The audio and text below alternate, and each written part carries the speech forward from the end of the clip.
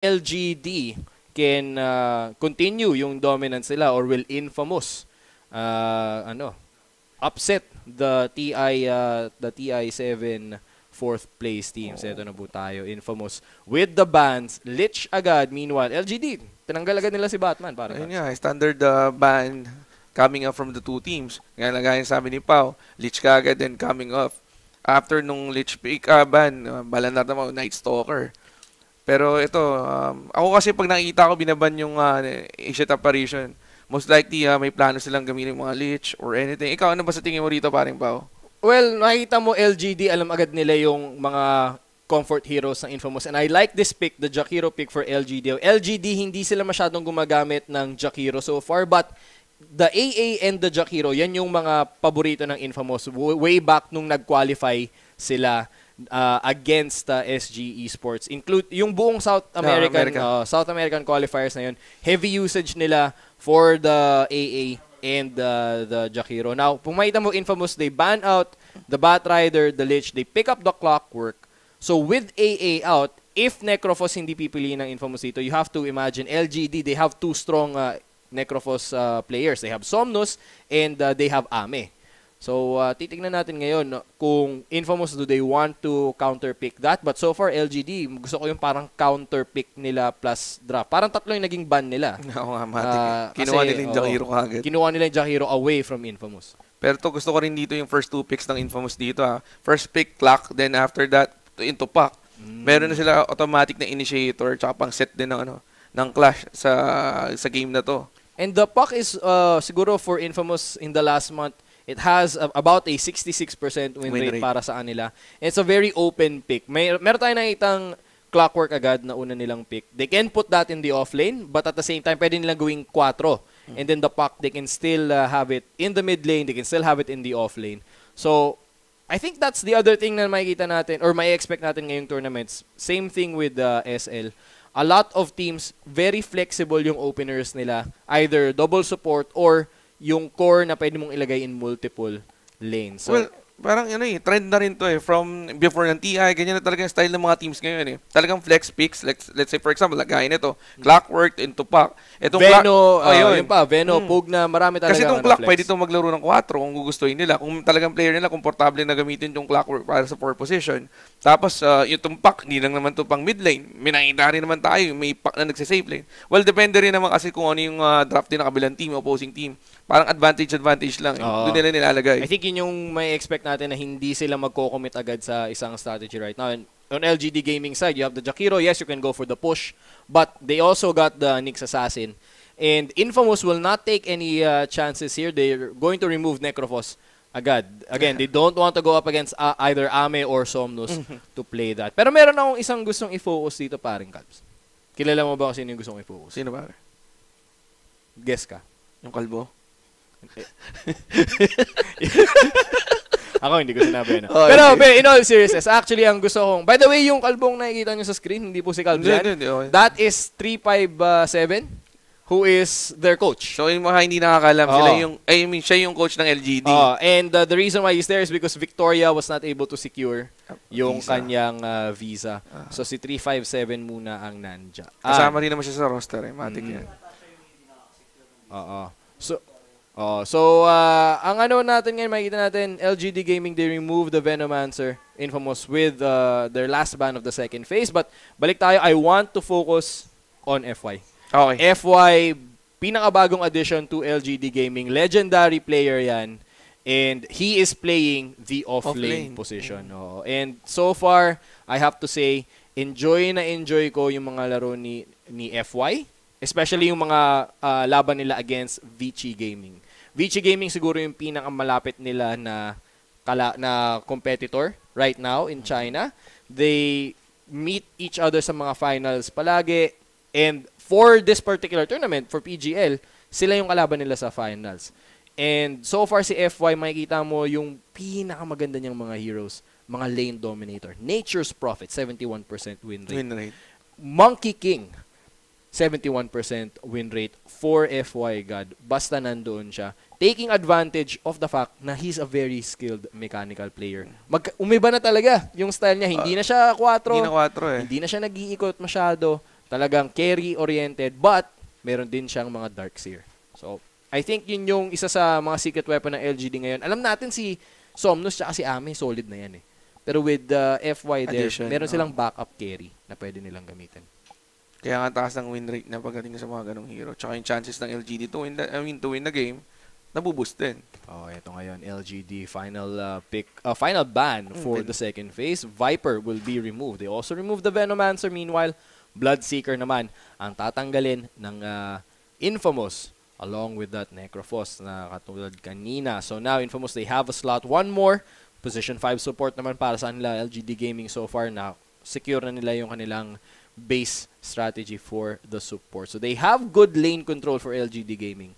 The next Assassin siguro hindi siya ganun kalakas sa lane unless he goes for the early mana burn. But pagdating ng level 6, lalo at meron silang Jakiro, meron silang timing window where kahit nasa likod ka ng tore, kaya kanilang i-pressure sa harap. They have the Jakiro to siege and then pwede kanilang huntingin with the next Assassin Vendetta. Mambubuisit nito just in case na magbimit tumpak, manggugulo yan. Mana burn lang yan for let's say mga 5 minutes ng game. Talagang bubusitin lang yung pack. Pero napakagandang third pick coming from Infamous dito. This is the position 5. No? This is the position 5 for them. Shadow Shaman, again, another very strong hero ng meta. High base damage, high utility, and of course, powerful level 6 for taking objectives. So right now, actually, Infamous, nakakatakot din. We can siguro expect them kapag naka-ahead sila sa simula ng laban natin, we can expect them to go caveman Dota. Didiretso yun nila, they'll dive behind the tower and then bagsak sila ng Mass Serpent Wards to take objectives. So, dagdag pa natin, hindi lang sa tower, pwede rin yan sa Rosh Pit. Talagang ikakasa lang yung Mass Serpent Wards. Basta easy na lang yan. Pero to right now, walang right-clicking hero dito yung Infamous. So, yun yung kulang nila. Yun yung idadagdag nila. And dito naman sa LGD, malamang yun yung plano ng mga ipagbaban sa next phase. And right now, LGD, they still have access to a lot, of course. Queen of Pain is still in the pool for Ame. Outworld Devourer is still in the pool for Ame. Earth Spirit, for example, nasa Anlin. Earth Shaker is also there. So they can even save kung sino man yung tatalunan ng Infamous. Pero it will be Ember Spirit. So we can expect this for the mid lane. LGD Gaming feeling very confident picking that Ember Spirit. Siguro in-expect nila. If this is a pack, kaya natin. Maglalagay lang tayo ng Jakiro katabi niya. And titignan lang natin ngayon who will be the pick for Infamous. Kasi right now, LGD, yes, wala rin silang masyadong pang right click. But Infamous, yung sa kanila is, pag hindi nila nagawa yung game plan nila na mag-push ng simula, LGD Gaming can stop any further pushes later on in the game. They have good wave clear, meron silang Jakiro, and meron silang Ember Spirit for the split push. Pero medyo dapat mag-ingat din dito yung yung LGD for the pick of sa Ember, since na marami din disable ngayon dito yung Infamous. No, may Shadow Shaman, meron yung Hex, meron Shackle, Pack, konting stand din sa coil. Then, meron siyang waning reef for the silence. So, most likely, medyo madali din konting igang dito pag nagpabaya ng konti rito yung Ember sa lane niya. I think if LGD Gaming want to commit dito sa Ember Spirit nila, we can expect the Jakiro na yun yung magiging babysit niya kung kailangan nila ng tulong for Somnus. But that's the thing with Somnus. Sobrang delikado niya as a mid laner against Infamous. And by the way, guys, if it sounds like talagang malaki yung odds natin for LGD Gaming, malaki talaga yung odds for LGD Gaming. Hindi natin sila ina-underestimate. Infamous, however, they pick up the Lifestealer. So, eto ang ating right another good hero. pick coming from Infamous. Oo. I actually like this pick a lot. Imagine mo, may pack, may clockwork. Pag yung clock nag-hit ng level 6, pwede siya mag-invest. Marami siya sasakyan. Marami siyang Uber. I mean, pwedeng sakyan. Marami siyang marami nga siyang Uber, meron pa siyang Grab na kasama dito. So titingnan natin ngayon kung eto mukhang Infamous, they're going to go for a mid-game lineup. Mid-game lineup talaga. Once they all hit 6, magiging delikado yung lineup nila. Kaya nila mag-rotate anytime na nakatapos sa cooldown yung abilities ng mga heroes nila. Oo. Ito yung maganda ngayon sa Infamous na lineup. So makikita mo yung simula from early game nila papunta ng mid-game, very stable. So LGD, hindi na nila kukontrahin. They go for the Terror Blade pick for Ame, LGD Gaming, thinking na basta ma-survive natin yung mid-game, yung early to mid-game ng Infamous, kaya nating durugin na lang just by scaling up. They have the Nyx Assassin, very good hero when you scale up, especially kung aabot siya ng Aganims. Meron silang wave clear for the Jakiro so they can extend the game. And Ember Spirit with the Terrorblade, alam natin kung gaano sila kahirap patayin sa late game. Ember can just go to the split push kung gugustuhin niya. Tide Hunter will be the final ban by Infamous. LGD Gaming going to take a little bit more time. I think they want to make sure na yung next nila na ban targeted siguro. Ayaw nilang bigyan siguro ng isa pang right-click hero ang Infamous ngayon na madali rin sa levels. So, one thing na pwedeng yes. It's going to be the Zeus. Ayaw nilang masagasaan sa mid-game. Maganda. Infamous though, they still have a Nature's Prophet pick. Pwede pa rin nilang kunin dito yun. Infamous, they also use that Nature's Prophet against SG Esports. So, malalaman natin kung either of the teams ipipick ba nila yung Furion o yung Nature's Prophet or they're gonna be opting to a different hero sa playstyle na gagamitin din nila. LGD Gaming. 25 seconds left on the clock for them. They've been careful so far sa draft natin, paring Calbs. Pero titignan natin ngayon where they want to go, LGD Gaming. Now, if they want to commit dito sa parang late game style, survive the early game, I think kailangan nila ng mas may presence pa na hero. And it looks like they will pick up Winter Wyvern. Okay. I see. So Winter Wyvern will be the pick here. LGD Gaming, interesting pickup for them. Will they go the Ice route? Yun ang tanong. Or is it gonna be a Jakiro core or Nyx Assassin core? I think mas likely na Jakiro core kung between the two of them. Pero hindi rin talaga malayo na ibigay nila yung Winter Wyvern as an off-lane option. Tsaka, nakita mo na ba sa FY na gano'n? Jakiro? Yes. Oo. Okay.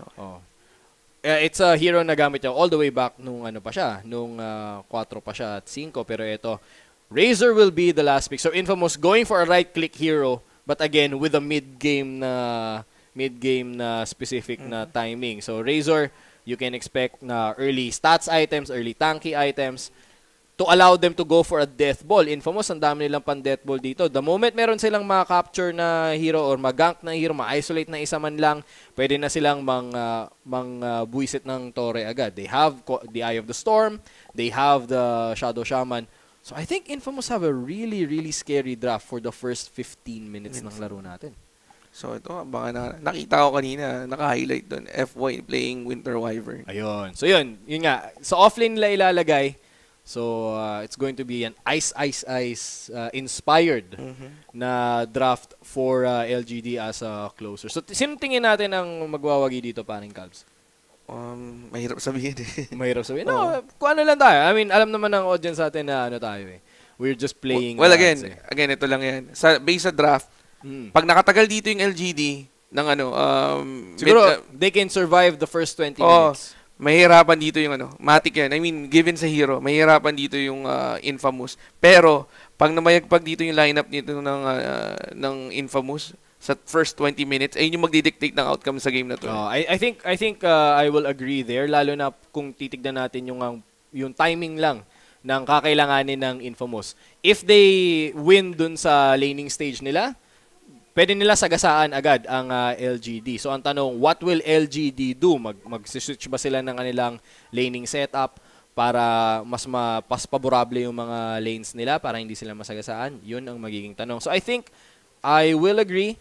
I think Infamous actually has the draft advantage. Yes. Just because they just need to play solid Dota sa simula. Hindi tricky rin yung lineup nila. Oo. Meanwhile, LGD, kailangan nilang maghanap ng mas or they have to really perform at a high level para ma-survive yung aggression na kayang ibigay ng Infamous. So I'm going to give it a little bit towards Infamous.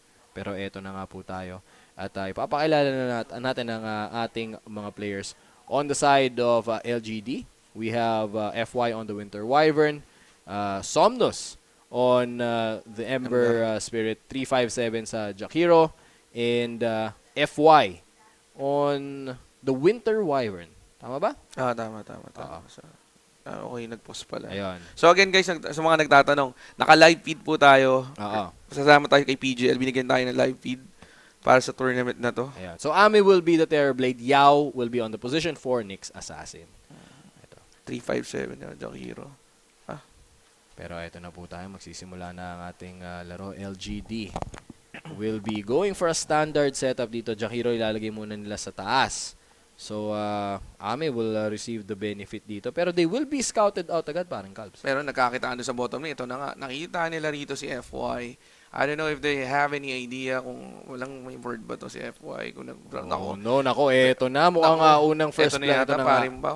FY, mukhang hindi na siya makakawala dito. Axel with the shackles and he will be falling very low. Isang tira na lang and Kithrim will pick up the kill there. So the Nyx, unang kill agad na makuha. Perfect, bigay nila kagad sa core nila yung kill para din sa gold or extra XP rin. Pero to start na tayo sa standard laning phase. Nakita natin, safe lane dito si Ami with his Terror Blade. Standard laning.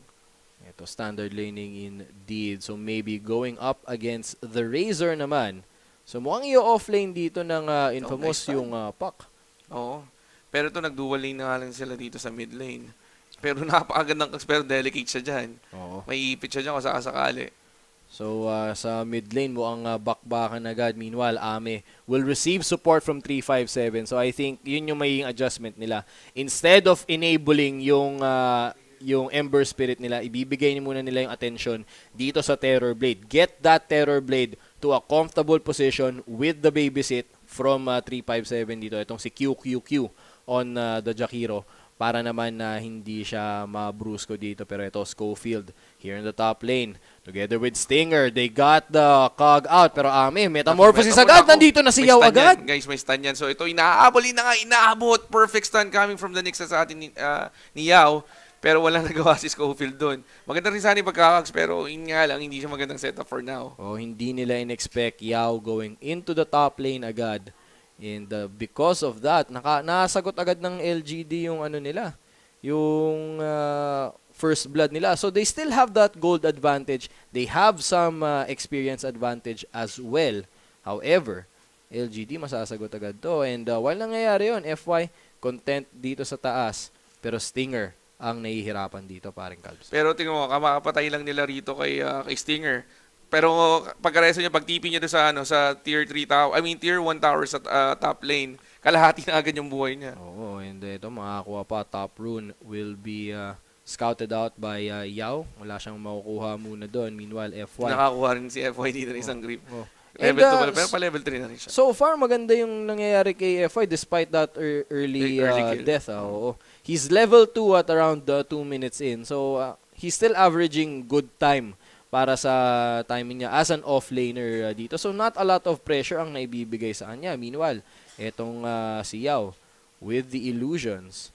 Nanggugulo lang siya dito sa bottom lane eh.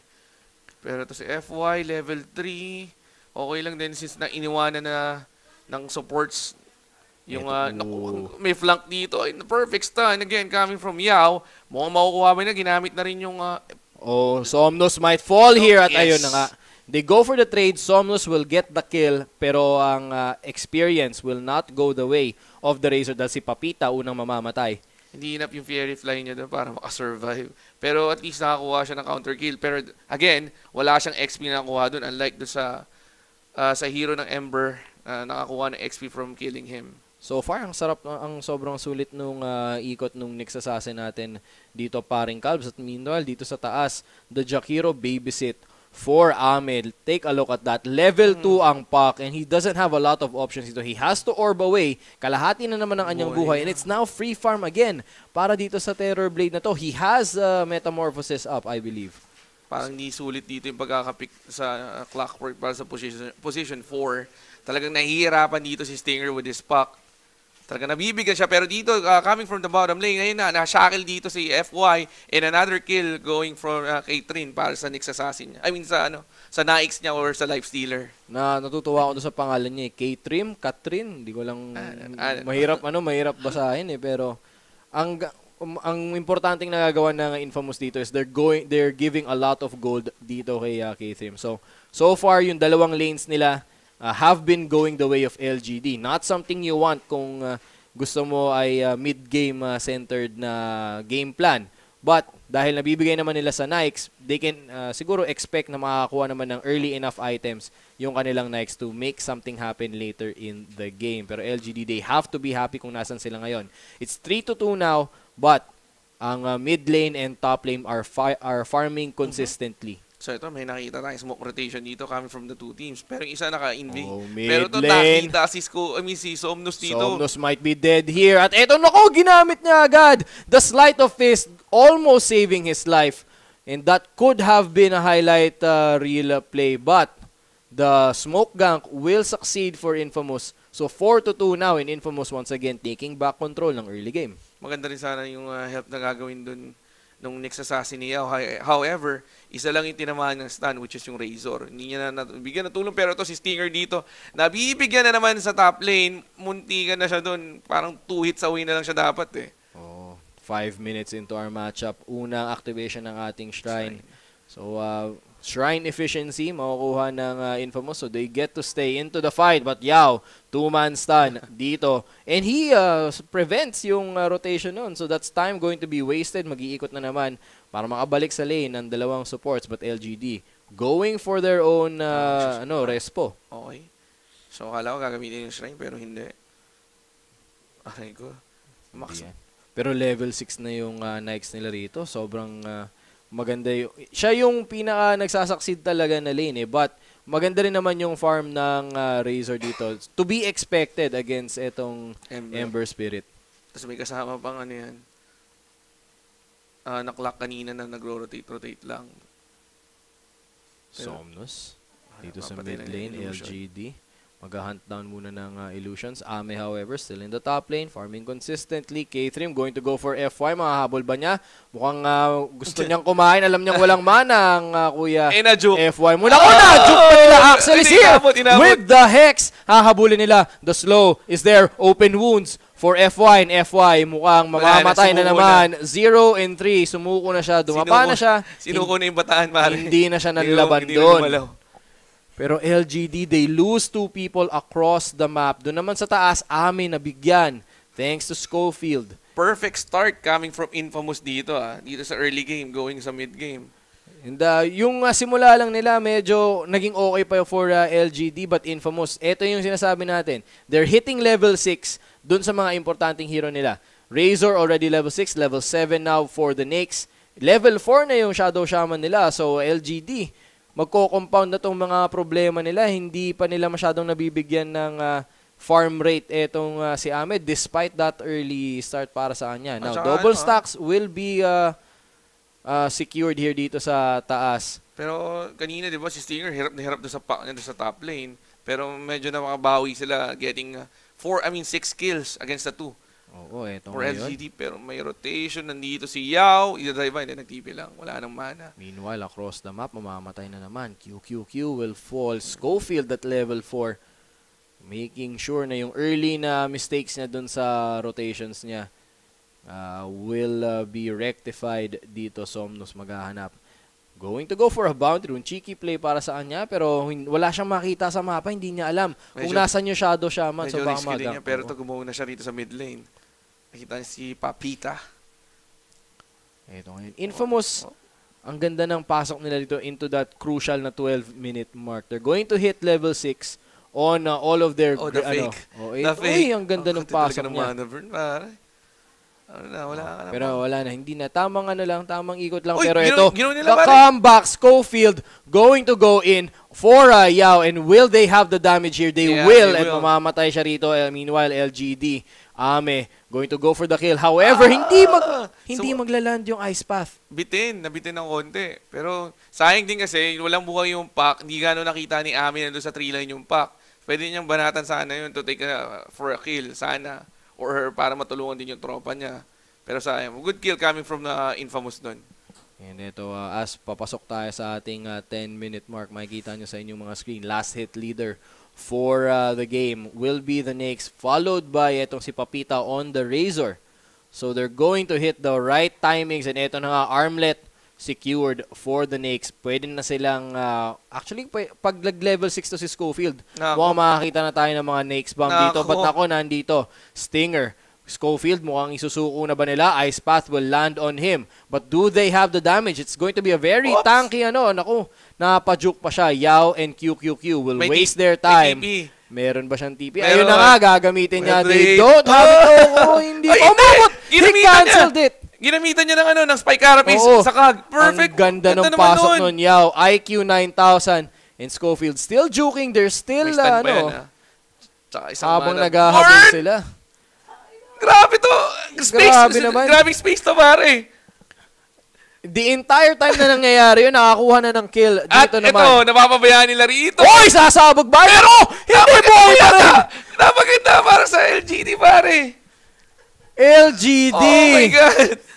Schofield breaking ankles. Gordon Hayward ang nangyari doon. At mawal mabubuhay naman ang magte-teleport na hero for LGD.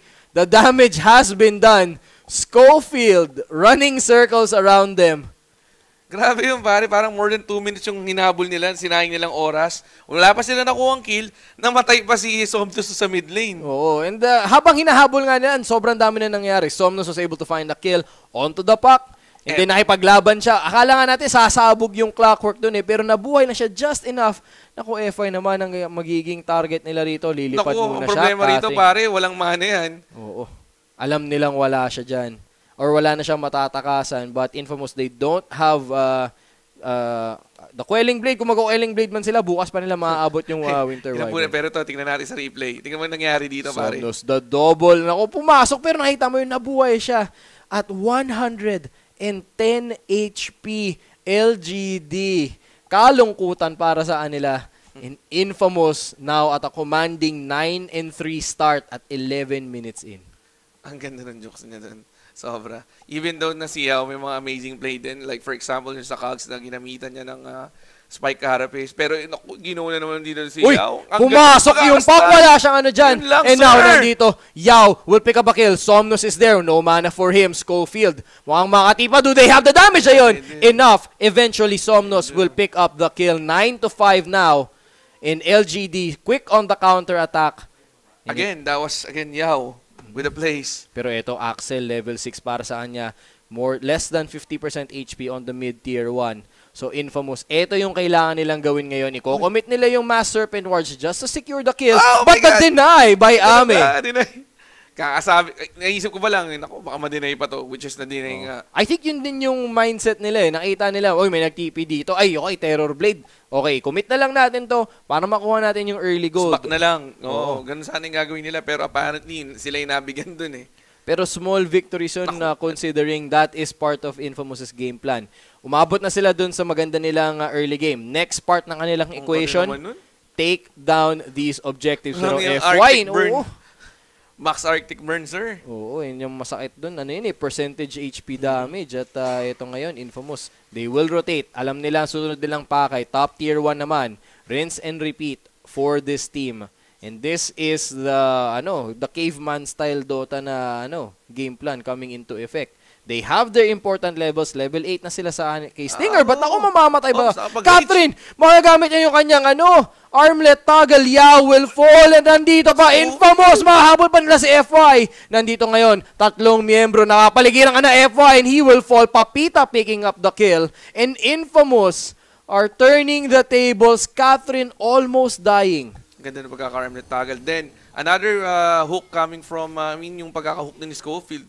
Sapul sa 3 line. Oh, grabe yung punta talaga doon. First 10 kills natin para sa Infamous now. And makita mo, habang nangyayari yung laban na yun, nagsa-stutter step pa yung camera natin. Oh, ito pa, live feed pa more. Pero ito, Infamous going for the top tier 1 naman. They basically brought it down to less than 50% HP pa rin. Pero LGD, nandito na yung kanilang wave clear. Both Dragons ang depensa. Actually, parang 3 eh. 2 ulo yung isa eh. Oo. 2.5. Pero ito ngayon, LGD. They're losing their objectives 1 by 1. Mag-iintay na lang siguro sila on the side of Infamous to have another ultimate up. Maybe the Eye of the Storm. Pero maybe the hook shot para mag-go sila ulit. Somnus, however. Ito, mabubuli lang muna siya dito ni Papita. Kumuha lang ng konting damage. Oo. Pero ito, naku, naispatan. Pero wala siyang rest back dyan. Yao just doing the scout thing. Pero ito, nag-drop lang ng word. Drops na ng words. Words. Sorry. Words. Pero ito ngayon, makikita mo, LGD, kailangan nilang i-extend yung laro. They need to get more gold for the Terror Blade. Pangatlo in net worth, top of the LGD team. However, he is trailing to that Nike. So, ang good news naman dito for LGD, after nung nakuha yung tier 1 tower nila, wala pang nababagsak na tower after that. And now, sila naman ngayon ang magpe-pressure sa baba. LGD going to go for the tier 1 in the bot lane. They have 4 here. Pero mukhang Infamous, they want to go for the trade. Kasi si Scofield nung nakita niya alanganin, nag-TP out siya going sa top lane. Tapos nag-conversion na sila lahat sa top. Pero ito, nag-i-scan dito yung Radiant. Naka-dive in din dito si yung life stealer nga nila kay Scofield. Ready sila, nakasmoke sila. Handa sila for a gun. Scofield, they have the Uber. May makikita nila rito from behind. Nakahihanap na siya. At eto na, pagpasok nila, 4 na miyembro ng Infamous pinaligiran, and Ame is brought down. Masyadong malalim din kasi yun para sa Terror Blade.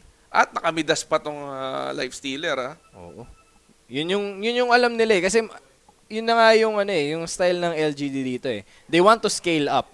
If pagdating ng mga 20 minutes, buhay pa sila, okay, yung Terror Blade natin kaya mag-take over.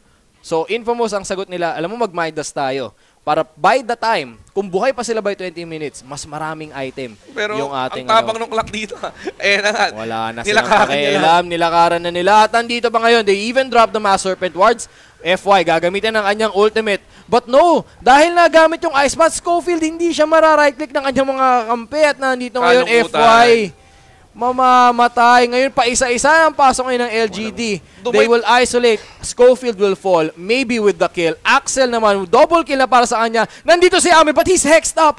Naku, do they have the damage? Ayan na nga. Ito, mamamatay. 3-4-1 exchange. At yung clock lang yung nakuha doon. Knowing na napaka-healthy na tumulong doon Romesbach yung LGD, pero isa lang talaga yung nakuha nila. Infamous. Hindi enough yung damage nila to take down another hero from Infamous. Pero check natin sa replay kung ano yung nangyari. Scofield, sobrang tapang. Tulad ng sabi mo, pinasok niya agad knowing na nandyan yung buong kuponan niya. Pero ito yun, the Ice Path.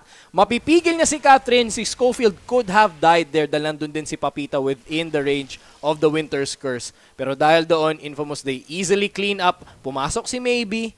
But then, by that time, paisa-isa na yung sugod nila. Well played coming from Infamous. Worth it yung pagkakamatay ni Scofield dun ulit. And I think yung isang siguro maliit siya na play, pero isa sa mga pinakamagandang ginawa dun was the 2 minutes bago yung engagement na yon. LGD, they went for a 4-man push sa baba, expecting Infamous na, alam mo, magde-defend dito yan. Pero, Infamous, they said, hanapin natin si Ame instead, hindi natin siya nakikita dun sa push na yon. Siya yung kunin natin, and dahil doon, they had Ame in the sidelines bago sila mag-push sa top. Pero eto, mukhang makahanap sila ng kill. Scofield will fall. FY with a kill there. Yao, gagamitan ng Cold Embrace. But the damage may be done. The Winter's Curse, however, 2-for-1 exchange right now. FY with the double kill. But Infamous, maghahabol. Nandito sila. Walang ultimate ang Puck. And it looks like the tower will keep them safe. At least the stun will be committed on the Razor as well. FY going back. But eto na ang magiging pakay ngayon ng Infamous. They managed to trigger etong fortification dito. And it will be tier 1 down here in the bot lane. Oh, good na rin yung para sa Infamous since nakuha nila yung Ember Spirit. Tapos eto, plano pa nila i-take down yung tier 1 tower dito sa bottom lane. So, sayang wala lang kasing Dream Coil doon yung pack. Kung sakasakaling meron, malamang nakakuha pa sila another kill. Oh, pero yun, blink forward by the Puck, but no. Delegates to. Dito, mahuhuli ba nila? Catherine playing with fire. Below 50% Ishi. But naku, makakakita pa sila ng Rejuvenation Rune. Ayun lang, ibibigay nila sa ano yan. Filler stop na nga, Importante ngayon yung mga items na pinipili ng Infamous right now, paring Calves. They have the Solar Crest. Para sa Razor, kakakuha niya lang by way of the secret shop dito sa Dire side. And because of that, mas mahirap pa talaga silang papatayin ngayon kahit na magkaroon pa ng item tong si Ame. Right now, makikita mo, net worth chart natin, 9.5k for the Lifestealer, 9k naman para sa Razor. And now they have their ultimates. Infamous will take another tier 2 unless LGD can contest, pero I'm not sure kung meron pa silang kaya. Pero ito, knowing na yung Ember going for Yules, talagang defensive items yung una niyang pinik. Talagang nahihirapan sila rito. Pero makukuha na rito. Kasi yung creep wave wala pa. Wala silang creep wave dito. Ang layo pa, but no, Tinang- mabubruise ko nila. Tinangkin na lang yung tower damage eh.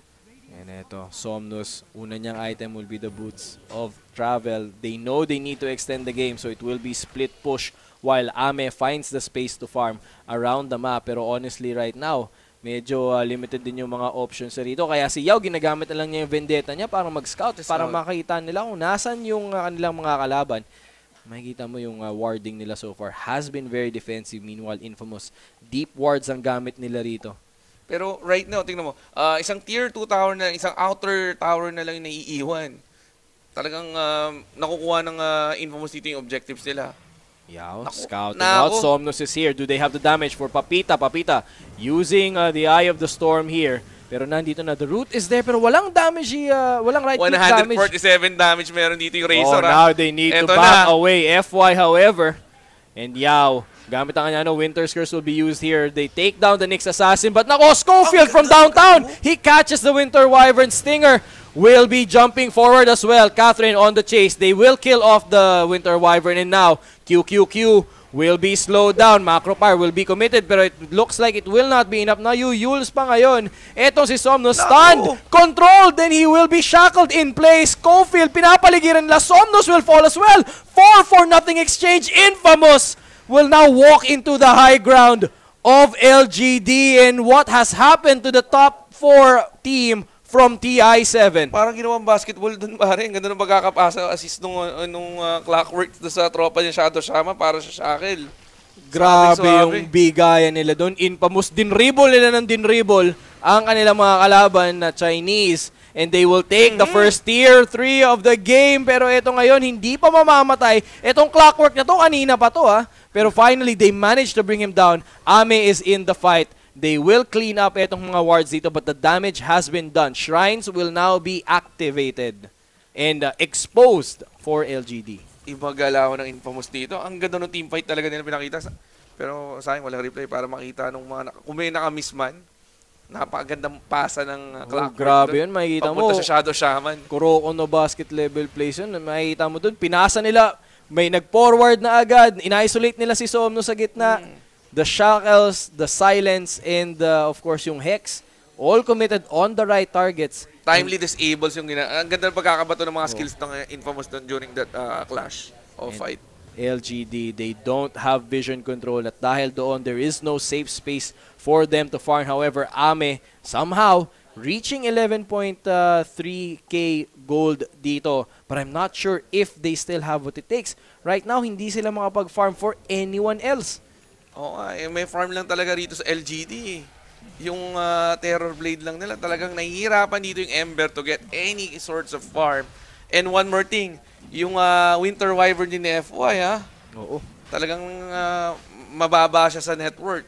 Mahirap, mahirap. They can't space out Infamous when Infamous is the one dictating kung saan yung laban magsisimula. Manta style, however, will be secured here by the Terror Blade. Meron na rin siyang Mask of Madness and the Dragon Lance. So they do have the attack speed. The question is, can they survive yung initiation ng Infamous? Yun yung malaking question. Ito, Infamous, they're starting to group up din since nasa kanilang ages. Ito na nga, binabanatan nila rito yung shrine. Inuna nila yung upper shrine area.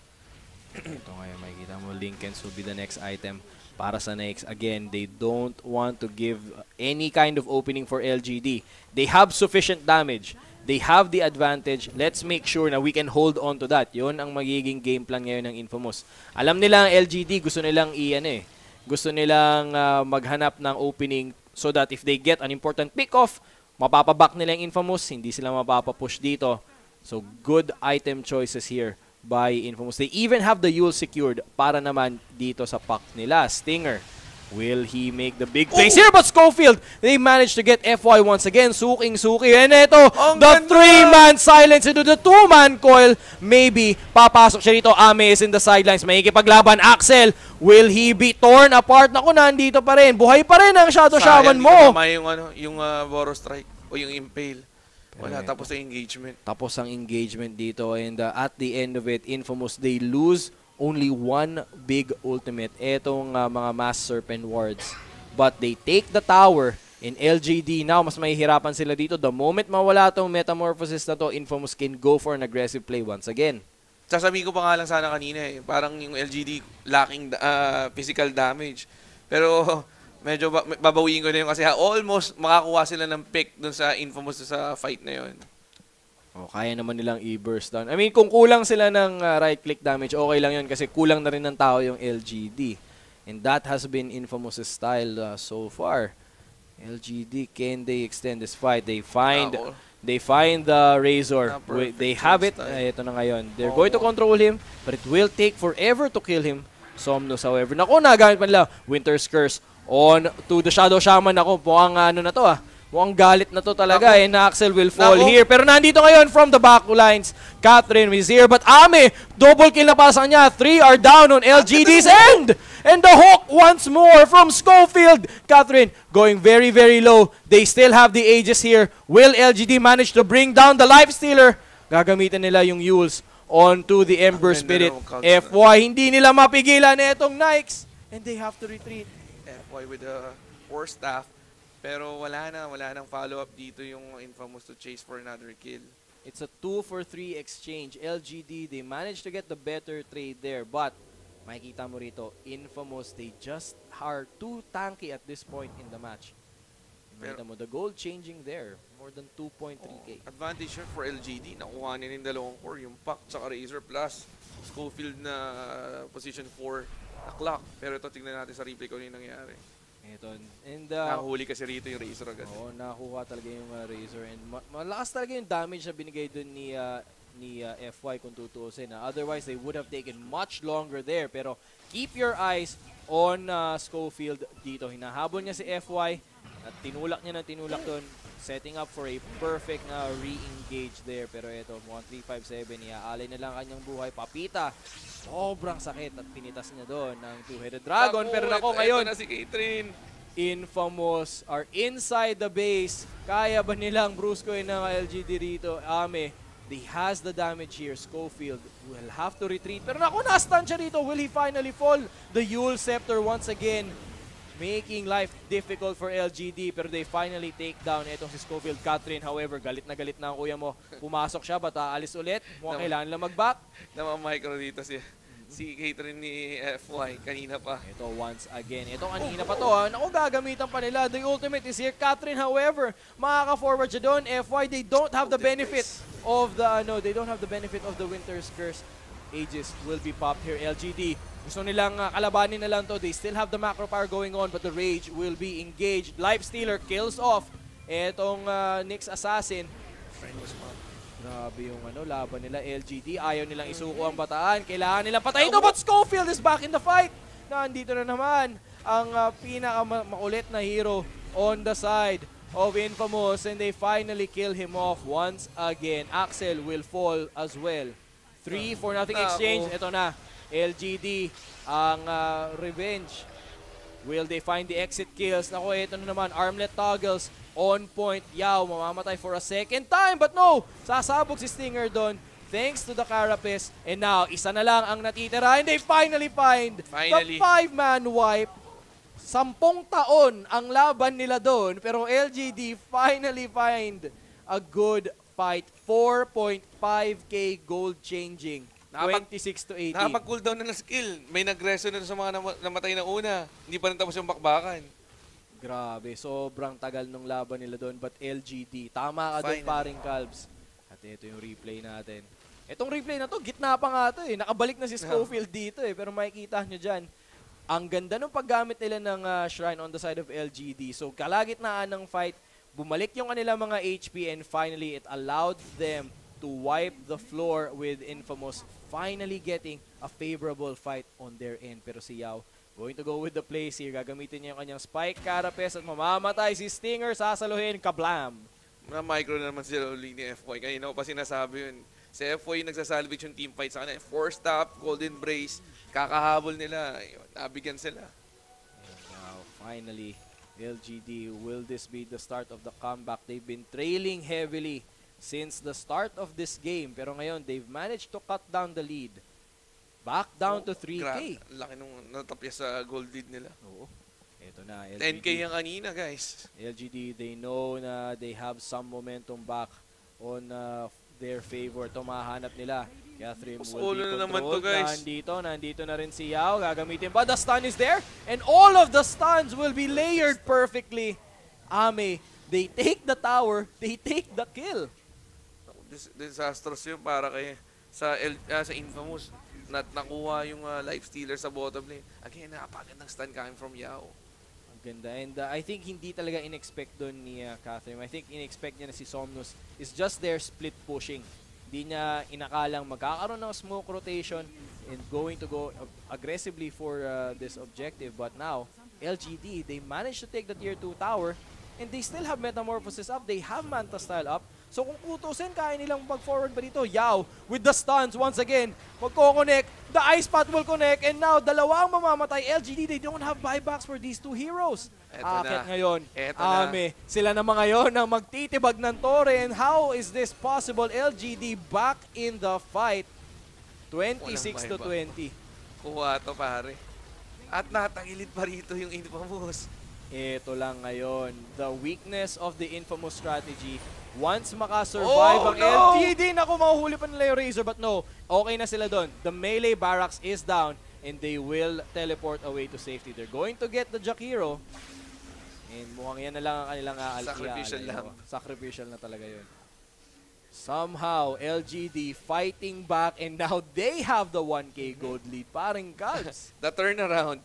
Pagka-pick dun sa next assassin, sa life stealer sa bottom lane, nakuha yung another hero which is yung Clock. Sakto, walang buyback. Easy rocks for them. And now Infamous. They will trail by a slight gold margin here but the important items will be secured. Ame on his way to the Hurricane Pike. Hurricane Pike also completed for FY. Ang ganda rin kasi ng item choice dito ni Ame with his Terror Blade. Ang ganda na pagkaka-pick up niya ng item which is yung Diffusal Blade. Dito talaga nagkakatotoo yung there is no such thing as an easy comeback. LGD, they had to fight tooth and nail for the last 10 minutes to get to this stage. Pero at 31 minutes in, makikita mo yung strength ng LGD draft. Now they have the scaling advantage on their end. They have a Terror Blade. Halimaw yan sa late game. And you have a Winter Wyvern na halimaw din just because of the Arctic Burn na ability niya. Dahil habang umaakyat yung mga HP pool ng Infamous, sumasakit lang yung kanyang damage. And itong Winter Wyvern ni FY, ang build niya rito is yung right-clicking na Winter Wyvern. Naka-Maelstrom na rin yan ngayon. Plus the Hurricane Pike. They have the Heart of Taras secured now for the Razor. Pero naku, makikita nila Catherine. At ginamit pa yung range. Alam nila yan. Kaya alam nilang nandun. Excited na sila rito. Gagamitan ba nila ng ultimate? So Axel will fall. Ame now dominating and they have a clear path through the mid lane. Magpupush ang kanilang creep wave dito. Ame already committed sa kanyang Metamorphosis. Alam nilang hindi nila pwedeng pasukin ito. FY is clearly in the mix. So kung papasukin nila yun, kakain talaga sila doon ng Winter's Curse. Pero ito, Stinger. Invis room para sa kanya. Pero wala siyang kasama dyan eh. Ito, LGD going for the Roshan. And Infamous know it. They scout it out gamit yung Rocket Flare. And nandito rin yung Pac. Makakaana ba tayo rin ako? Nakakakutob ako. Ba't makikita muna nila? And now LGD will back away from this Roshan. Ginulo niya lang. Ginulo niya lang. Oo, pero ito Somnus. Nasa kalagitnaan pa rin ng laban. Linken's completed para sa kanya. And meron na rin siyang Maelstrom. So they have the wave clear here again. At ito nakasmoke dito yung LGD. Ito na ngayon, rooted! Na-dodge nga lang naman. Ayun, pero yun, mapapasok siya doon. Mahuhuli nila the Winter's Curse, however. They will not result into a kill. Pero nasa likuran, Somnus, makukuha siya doon. Ame is together with him, however. And nandito ngayon, mamamatay ba? But no, he is still alive. Gagamitin niya ang kanyang remnants and he is out of there. Pero 3-man coil dito. Nandito ngayon, the 3-man coil. Wala rin mamamatay. But now, nako, Winter Wyvern with the Arctic Burn. Oh my God. Kailangan nilang mag-back away dito, Catherine. Ako, nahuli pa yung Razor. Yun nga lang, the Razor here will have to back away. Sobrang tanky niya rito. He has the Solar Crest, but he'll finally be rooted and stunned and kept in place. The Ice Path is here. Naku po. masyadong malayo ang mga kakampi ngayon ng Infamous. They're going to wait for the puck and he will use himself once again and he will fall. Ginamitan ng diffusal blade yung use niya kaya bumaba siya kagad eh. Ang ganda ng pasok nila. LGD, they have the right items to have any kind of team fight at without the Razor, without the puck, alam nilang kaya na nilang kunin etong naudlot nilang Roshan. Grabing turn na nun. 3K gold lead na rito. Tapos plus, makukuha pa niya yung Roshan. And the cheese, of course. This is the second rush na to. The 20-minute window of opportunity for Infamous. Mawawala. And now LGD will take full advantage. Now, they have the Aegis advantage.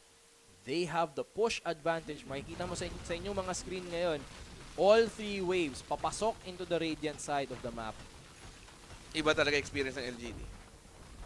Alam nila, hindi sila masyadong nagpanic. And I think malaking bagay talaga yun. Because any other team siguro magpapanik na at that point. And they will be playing very defensively para hindi sila matalo agad. Pero nakita mo, LGD, nung nakita nila, okay, may mga items naman na tayo, alam mo, makipaglaban na lang tayo dito. Dahil kung hindi, iulit-ulitin lang ng Infamous yung pag-drop nila ng ward at matatalo rin tayo eventually. But that one extended team fight sa taas, Na nagkaroon ng team wipe. Then, nakakuha sila ng 2 picks sa bottom lane. Nag-transition sa rocks. So, yun na yung nangyari. Yun yung story dito sa point ng game na to. power down. Kung paano nakahabol yung LGD. Top tier 2 will fall and Ame leading the charge. Ito na, Metamorphosis. Eto na They naman. even root down Papita. At kailangan siya salbahin ng kanyang mga teammates. Fortify will be used up. At eto ngayon, habang hinahabol siya rito, hindi na siya pwedeng bumalik. But now LGD. Together with Dabi, nako si Schofield. He has to use the defensive hook out. Pero eto ngayon, Ame. Siya na lang ang mag-isa dito sa gitna. Sagutin nyo ako, Catherine, however, going for the backline, no kills. Ang alam ay secure. Perfect Winter's Curse coming from FY. And ito, now Infamous, they have to retreat once again. And Ame is still perfectly healthy dito sa kanyang Terror Blade. And they will take down the tier 3 tower in the top lane for the Radiant base. They stun up Papita. And ito, ililayer na nila. The 4 staff will be used. Pero ito, mukhang makakuha ba sila ng kill? But no! Look at all of those 4 staff saves! And they even have the embrace. At buhay pa rin Hindi sila. pa nakukuha rito yung Aegis, hindi pa nakiklaim. Pero nako, sugal na naman na nangyari. Patay na naman si Scopian and they're still chasing down this Razor.